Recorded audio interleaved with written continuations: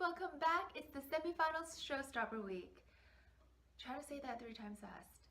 This week I'll be making a gingerbread sculpture. The culinary producer asked us to make a winter-themed gingerbread sculpture that was at least 10 inches tall. I chose to make a train because trains really remind me of Christmas because people come home for the holidays and things like that. So I'm making 2 types of gingerbread. My first gingerbread is going to be the structure of the train. It's going to be nice and crispy and it's going to snap when you break it. The second gingerbread is a chewy cookie and I'll be using that for the wheels and some other parts of the train. So I called this my Home for Christmas train. I'm gonna melt some unsalted butter, golden syrup, and light brown sugar together. Meanwhile, I've combined some plain flour, baking soda, ground ginger, and mixed spice. Mixed spice is just a combination of cinnamon, nutmeg, and allspice.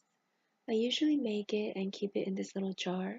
It especially comes in handy during the holidays when I bake a lot of pumpkin or ginger desserts. Now I'm just combining my dry and wet ingredients together, and then I'm adding a couple of eggs. I'm just bringing the dough together with my hands, and then I'm going to flatten it a little bit and then roll it out. I made all my templates, and one of the requirements was it had to be 10 inches tall, so I made this tunnel to meet the height requirement. Most of my pieces interlock because I didn't want to risk the time restraint and have to hold my pieces together and wait for it to dry. Now I'm just cutting out all the pieces for the train. All of these pieces are going to be the traditional crispy gingerbread. Moving on to the chewy gingerbread, I'm combining some butter and light brown sugar together before adding the treacle. Now remember, treacle is equivalent to molasses. I'm adding an egg, and then I'm going to add my dry ingredients. This is plain flour, baking soda, salt, ginger, and mixed spice. I'm only going to mix it until it's just combined because I don't want to overmix the dough. Because this is a sticky dough, it's going to be a lot easier to roll out when it's cold. I'm just going to pop this in the freezer for about 5 minutes. Now that it's a lot easier to handle, I'm going to roll it out and cut out some rounds, which will be the wheels. I'm making different sizes because a train usually has big wheels in some parts and smaller ones in others. I think. I'm pretty sure.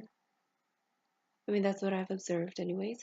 And I'm cutting out some rectangles because those are going to be the briefcases and luggage.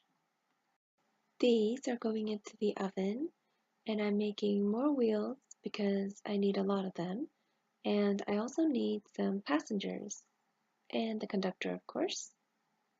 It's clear I'm trying to fit as many things as I possibly can onto these because I despise rolling out dough. This is going to be the front of my train, so I'm just going to roll the dough onto this, I don't know what it's called, a cake ring. I'm just going to make a couple of these. Now I'm crushing some hard candy to make stained glass windows.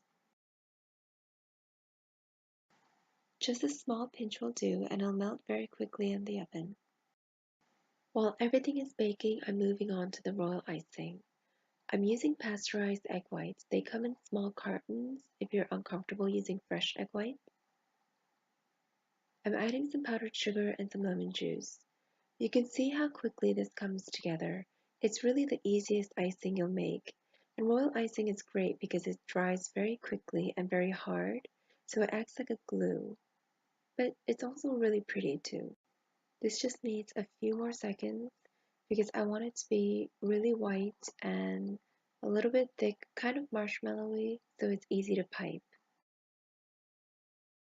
This is the perfect consistency, so I'm just filling my piping bag, and then I'm going to cover the remainder with a damp towel so it doesn't dry out. I haven't piped in a really long time, meaning with royal icing, not like cupcakes or cakes, so forgive me. It's a bit wonky, but you know what, it's okay if you mess up. I mean, you just tidy it up as you go.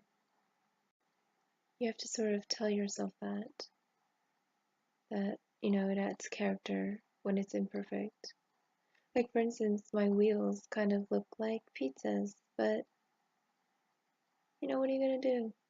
gotta just move on.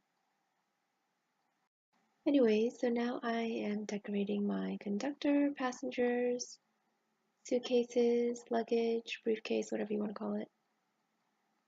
This is the really fun part where I get to assemble it. And see, they just all interlock, so I don't have to hold it and wait for the royal icing to dry. This is the front part of the train, and I'm adding some initials to it.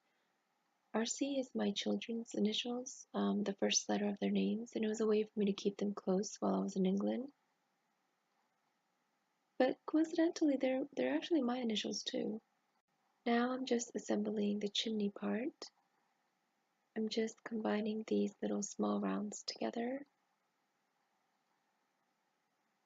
And then I'm going to add the top piece once this dries.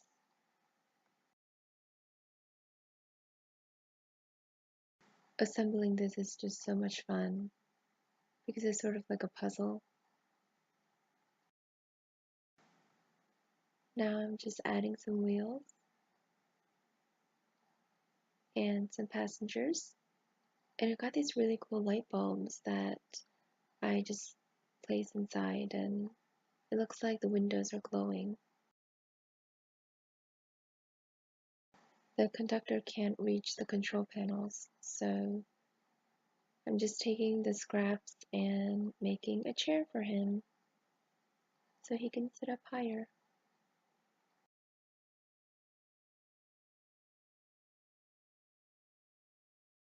This is smoke that's going to come out of the chimney. I mean, it's just cotton candy, but kind of looks like smoke. The tunnel is probably my favorite part of the sculpture.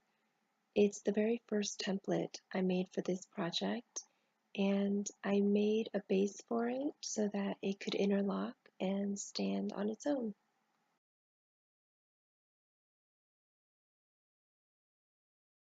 So that's it for my gingerbread sculpture. I really hope you enjoyed that. I couldn't fit all of the footage onto the video because, it was a 5-hour long challenge, and it was a really long process. And because I was trying to time myself, I couldn't really go back to fix like the wonky bits, like the icing and parts that are sort of wobbly and things like that. But obviously because it's so big, I had to put it on the table behind me where Ellen is sitting right there because of course my daughter likes to put Ellen everywhere, and because Ellen's awesome. Anyways, next week is the finals, and I'll be making cannoli. I've never had a cannoli before until I made these, but it'll be a lot of fun. So I hope you join me back for that. Thank you so much for watching.